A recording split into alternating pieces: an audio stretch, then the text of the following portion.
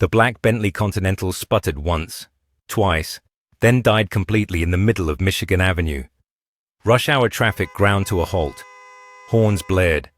A businessman in the driver's seat slammed his palm against the steering wheel, his face reddening as the gridlock behind him grew. Jordan Hayes heard the commotion from half a block away.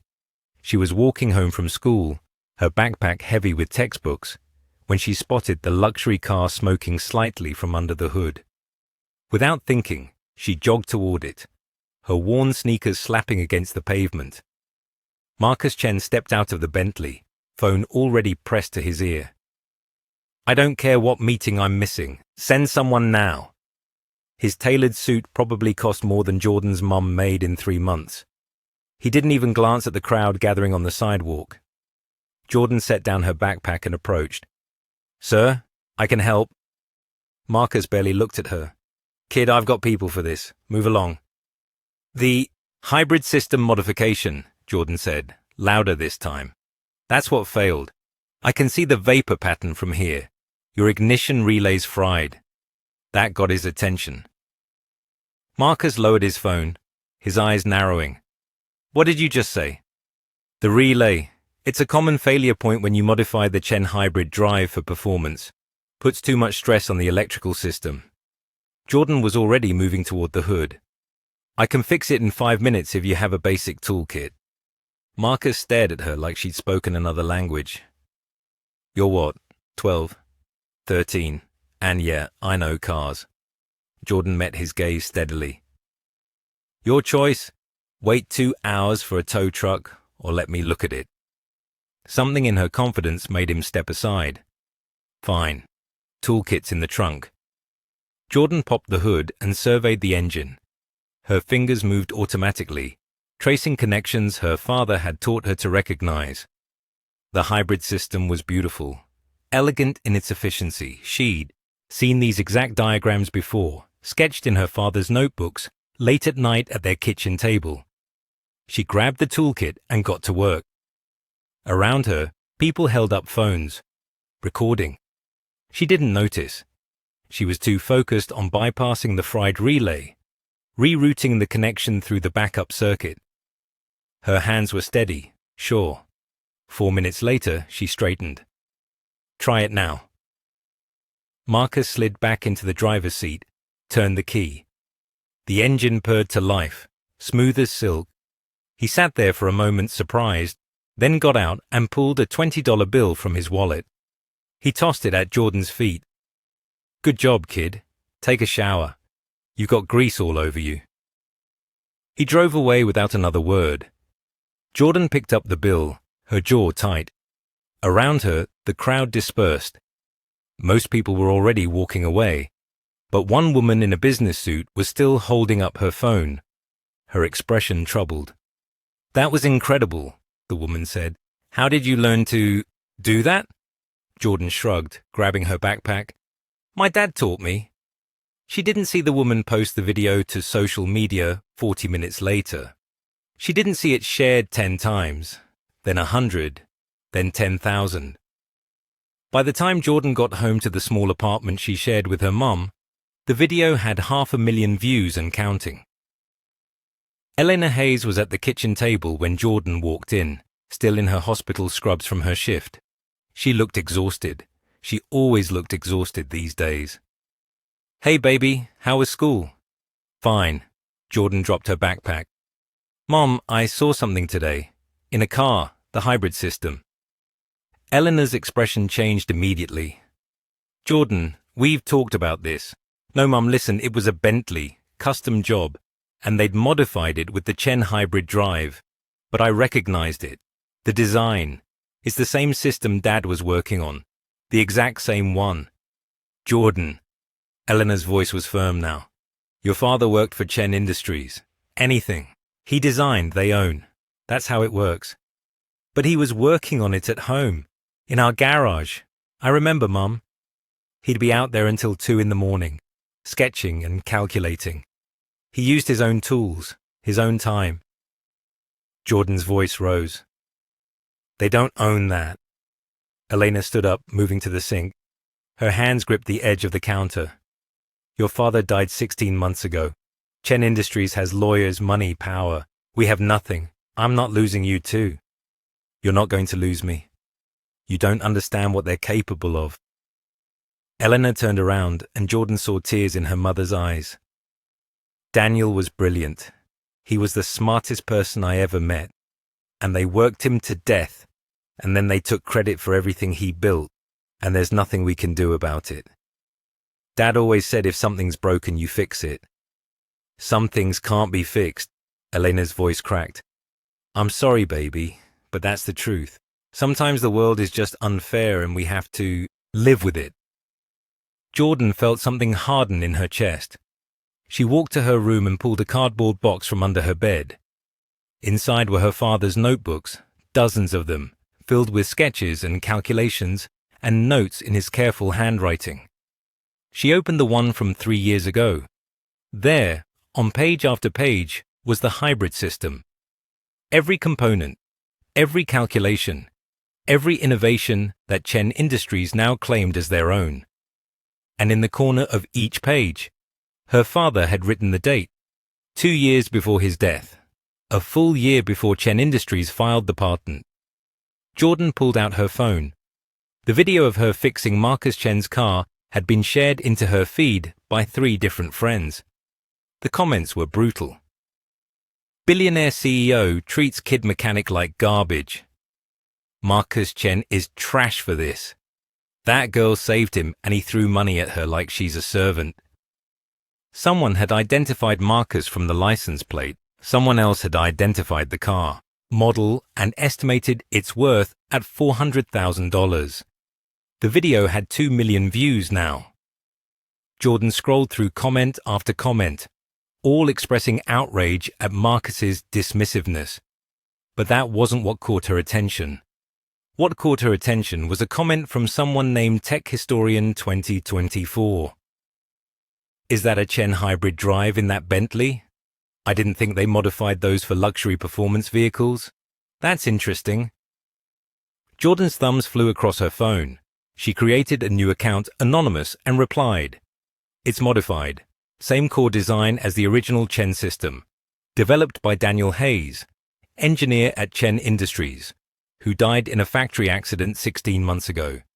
3 months after his death, Chen Industries patented the system without crediting him. She hit post before she could second-guess herself. The next morning, Jordan's comment had 7,000 likes and counting. More importantly, it had been screenshot and shared as its own post. People were asking questions, demanding answers. Someone had even found articles about the factory accident that killed her father. Safety protocols ignored, one article said. Pressure tests conducted without proper oversight. 1 worker dead, 3 injured. Jordan sat in class but couldn't focus. Her phone buzzed constantly in her pocket. By lunch, she had requests from 3 different journalists asking to interview her. One of them was from a major Chicago newspaper. She didn't answer any of them. Instead, she texted Mr. Kwame, the owner of the garage where her father used to take her on weekends. Can I come by after school? Need to talk. The response came immediately. Always. See you at 3:30. Mr. Kwame's garage smelled like motor oil and metal shavings, familiar and comforting. He was under a Toyota Camry when Jordan arrived, but he rolled out immediately when he heard her footsteps. Jordan Hayes. He stood, wiping his hands on a rag. He was a big man with kind eyes, and grey in his beard. Your mama called me, said you're stirring up trouble. Did she tell you why? She did. Mr. Kwame gestured to his office, a cluttered room with a coffee pot and a desk buried under invoices. They sat down and he poured 2 cups of terrible coffee. Jordan didn't drink hers. Your daddy was my friend. Best engineer I ever met. And what happened to him was wrong. They stole his work, Mr. Kwame. I have proof. I believe you. Question is, what are you going to do about it? Jordan pulled out her phone and showed him the viral video, the comments, the growing outrage. People are paying attention. I didn't mean for this to happen, but now that it is, maybe I can use it. Maybe I can make them answer for what they did. Mr. Kwame studied her face for a long moment. You know what you're up against. Chen Industries is worth billions. Marcus Chen has lawyers who eat people like us for breakfast. I know. And you're still going to fight? I have to. Dad would have. Mr. Kwame nodded slowly. Then you're going to need help. Real help. Lawyers, experts, people who know how to fight this battle. He picked up his phone. I've got a friend, professor up at Northwestern, engineering department, Lisa Kowalski. If anyone can verify your father's work, it's her. Let me make a call. 2 days later, Jordan and Elena sat in Professor Kowalski's office on Northwestern's campus. The professor was in her 50s with sharp eyes behind wire-rimmed glasses. She'd spent 3 hours examining Daniel's notebooks. Now she looked up at them, her expression grave. This is extraordinary work. Revolutionary, actually. The efficiency improvements alone would transform the automotive industry. She paused. And it's absolutely unequivocally your father's invention. Elena's hand found Jordan's. You're sure?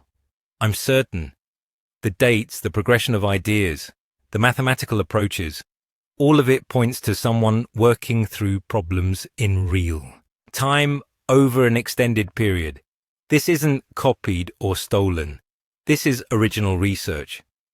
Professor Kowalski turned one of the notebooks around so they could see. Your father was trying to solve heat dissipation in the battery array. Look at this. He's working through 17 different approaches before he finds the solution. You can't fake that kind of iterative process. Can you testify to that? Jordan asked. If it came to it? In court, Professor Kowalski met her eyes. Absolutely. But Jordan, you need to understand what you're up against. Chen Industries filed that patent 3 months after your father's death. They're going to claim he developed it as part of his employment, that they own anything he created while working for them. He developed it at home, Jordan said, in our garage, on his own time, with his own materials. Can you prove that? Jordan thought of the garage, of the tools her father had bought with his own money, of the late nights when he'd work, until his eyes were bloodshot. Yeah, I think I can. That night, Jordan couldn't sleep. She lay in bed, staring at the ceiling, listening to her mother move around the apartment. Finally, at midnight, she heard a soft knock on her door. Baby, you awake? Yeah, Mom. Eleanor came in and sat on the edge of the bed. In the dim light from the street, she looked older than her 38 years. I've been thinking about what Professor Kowalski said, about fighting this. Mom, I know you're scared, but I'm terrified. Elena's voice broke. I'm terrified of losing you, of them coming after us, of everything falling apart even more than it already has. But I'm also angry. I've been so focused on surviving, on keeping us afloat, that I forgot to be angry about what they did to your father, and that's not right. Jordan sat up. What are you saying? I'm saying if you want to fight this, I'm with you. We do it together. They hugged, and Jordan felt tears on her cheeks that might have been hers or her mother's, or both. The next morning, Rachel Park walked into Mr. Kwame's garage like she owned it. She was 40, Korean-American, with a reputation for taking on impossible cases and winning. Her firm, Anderson & Park, had reached out after seeing the viral video and the growing social media storm around Chen Industries. Let me be clear, Rachel said, spreading documents across Mr. Kwame's desk. Jordan, Elena, and Mr. Kwame gathered around. This is going to be brutal. Chen Industries will throw everything at us. They'll try to bury us in paperwork, drain your resources, make you quit. But if you're committed, if you're ready to see this through, I think we can win. What do we have to prove? Eleanor asked. 2 things. First, intellectual property theft. We need to show that Daniel Hayes invented the hybrid system independently, on his own time, with his own resources. Under Illinois law, that makes it his property, not Chen Industries, regardless of his employment status. Rachel pulled out another document, Second, wrongful death. The factory accident that killed Daniel was the result of negligence.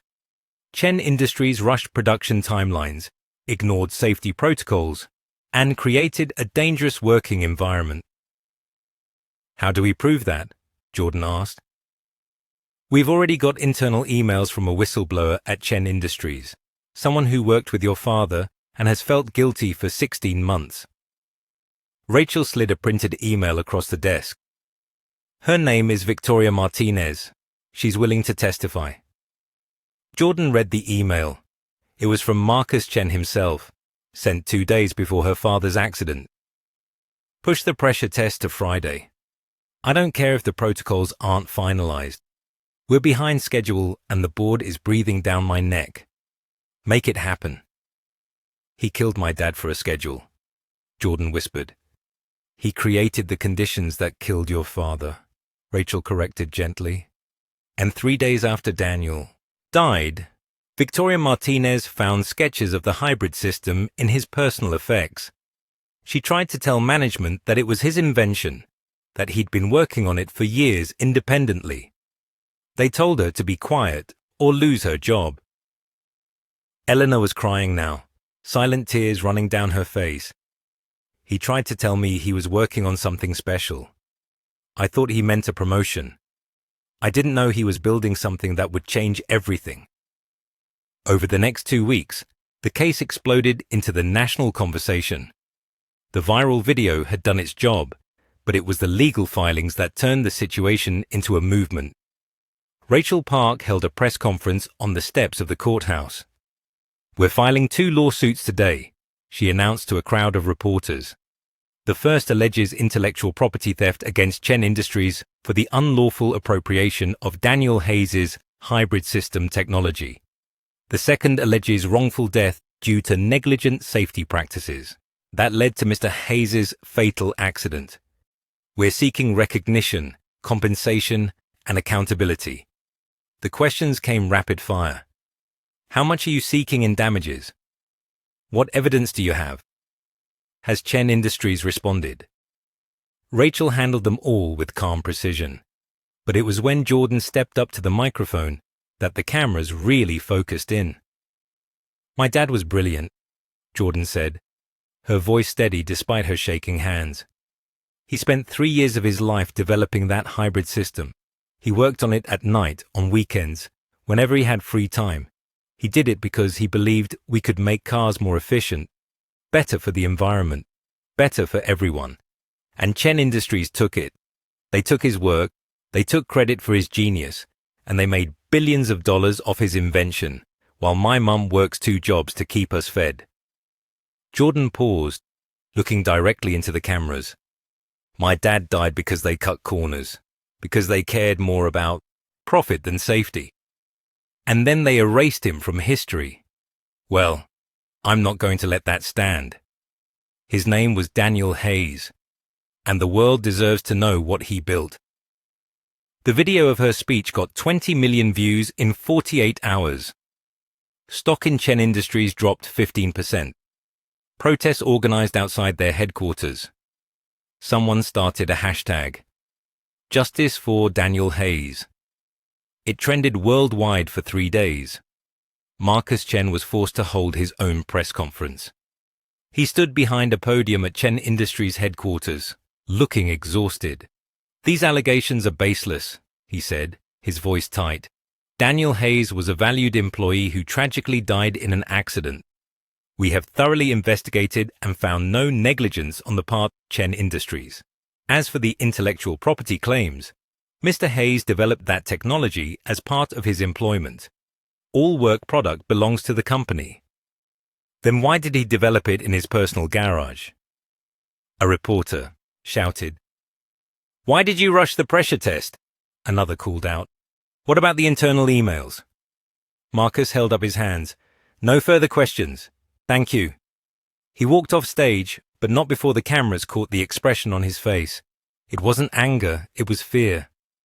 Inside Chen Industries, the walls were closing in. Victoria Martinez had provided not just emails, but documents, safety reports, meeting minutes. Everything pointed to a systematic disregard for worker safety and a conscious decision to appropriate Daniel's work. More whistleblowers came forward. Engineers who'd worked with Daniel and knew the truth. Factory workers who'd seen the safety violations. Even Daniel's old supervisor, a man named Richard Chen, Marcus's cousin, sent a private letter to Rachel Park. "I've kept quiet for too long," the letter said. "Daniel Hayes was the most talented engineer I've ever supervised. Marcus knew about his independent project, we all did. Daniel even offered to let the company license it officially. Marcus refused, said it wasn't ready. Then Daniel died, and suddenly the system was ready enough to patent. I've been sick about it ever since." Rachel shared excerpts of the letter with the press. The pressure on Chen Industries became unbearable. Their stock continued to fall. Major clients started asking questions about their business practices. Board members were rumored to be demanding Marcus's resignation. And through it all, Jordan kept going to school, kept doing her homework, kept fixing cars at Mr. Kwame's garage on weekends.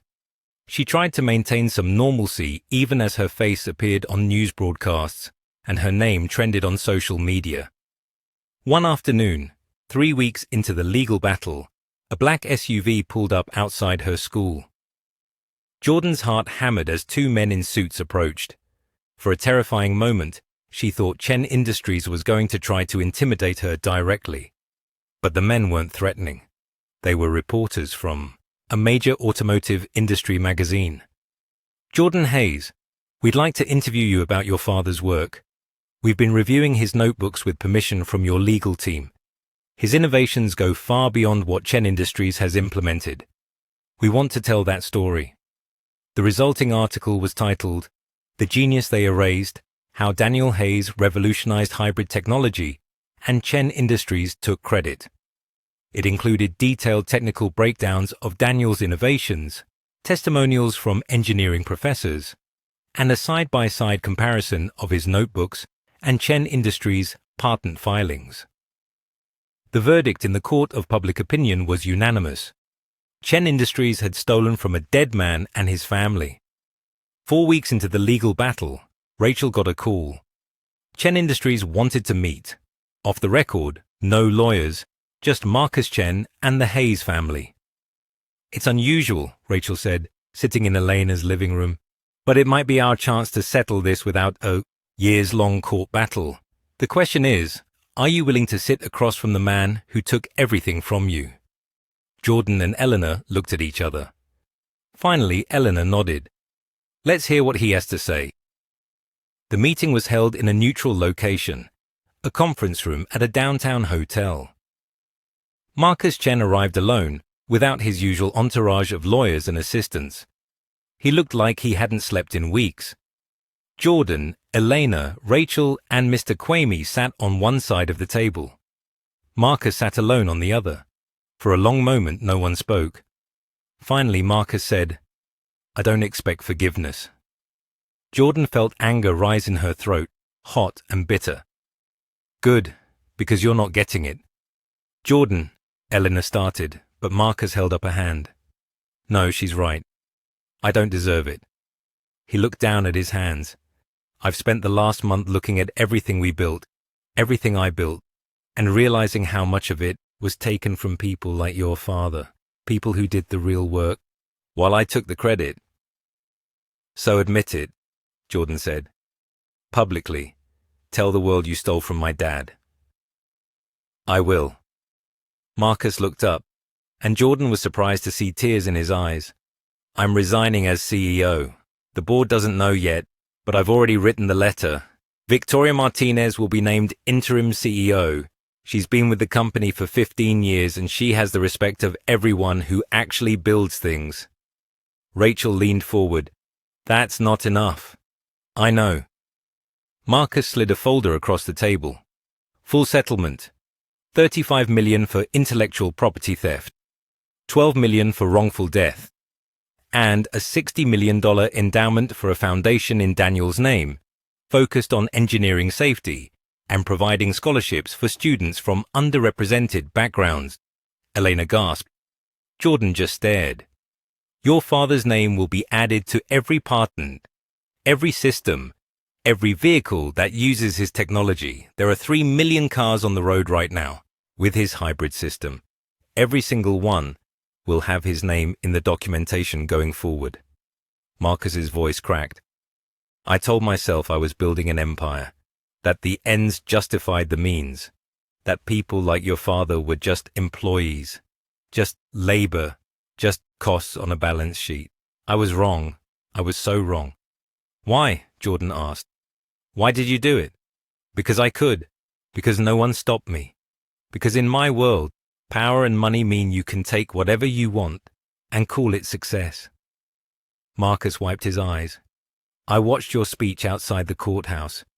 You said your father believed in making things better for everyone. I don't think I've ever believed in anything except my own advancement, and that's made me a monster. The room was silent. Jordan felt her mother's hand grip hers under the table.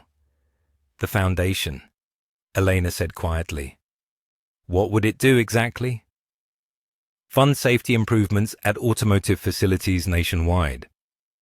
Provide scholarships for engineering, students who can't afford college, and most importantly, create a whistleblower protection program so that when companies cut corners or steal credit, there's a safe way to report it. Marcus looked at Jordan. Your father died because I prioritize profit over people. I can't undo that. But maybe I can make sure it's harder for the next person like me to do the same thing. Rachel examined the documents carefully. This is comprehensive. We'd need time to review everything. But on the surface, this addresses all our demands and more. Jordan stood up abruptly, pushing back from the table. Everyone looked at her. She walked to the window, staring out at Chicago's skyline. My dad used to take me to the top of the Sears Tower, she said. We'd look out at the city and he'd point to all the cars on the expressway. He'd say, Jordan, every one of those cars, someone built that. Someone designed it. Someone assembled it. Someone made it work. That's real. That matters. That's how you change the world, one innovation at a time. She turned around. You didn't just steal his invention, Mr. Chen. You stole his dream. You took what he built to make the world better, and you used it to make yourself richer. And then you killed him because you were too cheap and too impatient to follow basic safety rules. Marcus didn't defend himself. He just sat there, taking it. But he also taught me something else, Jordan continued. He taught me that when something's broken, you fix it. You don't walk away. You don't give up. You fix it. She walked back to the table. So yeah, we'll take your settlement. We'll take your foundation. We'll take every dollar and every public admission. And we'll use it to fix what you broke. Not just for us, but for every engineer, every worker, every person you and people like you have used and thrown away. She held out her hand. Marcus stood and shook it, and Jordan felt the weight of everything that handshake meant. The news broke 2 days later. Marcus Chen resigned as CEO of Chen Industries, admitting in a public statement to both the negligence that led to Daniel Hayes' death and the theft of his hybrid system technology. The settlement was announced simultaneously. Victoria Martinez gave her first interview as interim CEO that same day. Daniel Hayes was my colleague and my friend, she said. For 16 months, I've lived with the guilt of not speaking up sooner. This settlement doesn't bring him back, but it does something he would have wanted. It makes sure his name is remembered and his legacy continues. The Daniel Hayes Innovation Fund was established with its full $60 million endowment. The board of directors included Elena Hayes, Professor Kowalski, and 3 prominent engineering ethics experts. Jordan went back to school, but nothing was quite the same. She got interview requests constantly. Universities reached out to offer early admission. Automotive companies wanted to sponsor her education. But what mattered most to her was the foundation. She attended the first board meeting, sitting next to her mother as they discussed safety protocols and scholarship criteria. She helped interview candidates for the first round of Daniel Hayes Scholars. She gave talks at engineering schools about her father's work and the importance of protecting intellectual property. 6 months after the settlement, Jordan stood in Mr. Kwame's garage, teaching a class of 15 teenagers from Chicago's South Side how to rebuild a carburetor. "See how the float valve controls fuel flow?" she explained, her hands dirty with grease. "You've got to calibrate it precisely or the whole system fails. My dad taught me this when I was 8. He said mechanics is just applied physics, and if you understand the physics, you can fix anything." The students clustered around, asking questions, taking notes.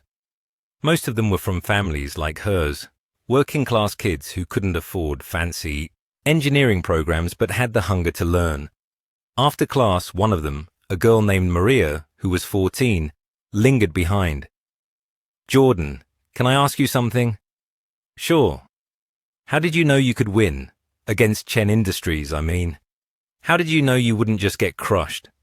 Jordan thought about it. "I didn't know. I was scared every single day. But my dad taught me that some things are worth fighting for even when you're scared, especially when you're scared. Because if you let fear stop you from fighting for what's right, then people like Marcus Chen win by default." Maria nodded slowly. "My dad works in a factory. They make him do overtime without breaks. And when he complains, they threaten to fire him. He's scared to report it because we need the money." Jordan felt something click into place. "What's the name of the factory?" 1 year after the settlement, Jordan stood on a stage at the Chicago Auto Show. She was 14 now, still in jeans and a hoodie, still with grease under her fingernails. But the audience of 5,000 people gave her a standing ovation before she'd said a single word. Behind her, a massive screen displayed a photo of her father in the garage, smiling, holding up a wrench. Underneath it said, "Daniel Hayes, inventor, engineer, father." "My dad used to say that anyone can break something," Jordan began. "It takes skill to build it, and it takes courage to fix it. A year ago, something was broken. My father's legacy was stolen, his death was covered up, and his innovations were credited to someone else." She paused, looking out at the crowd. "We fixed it.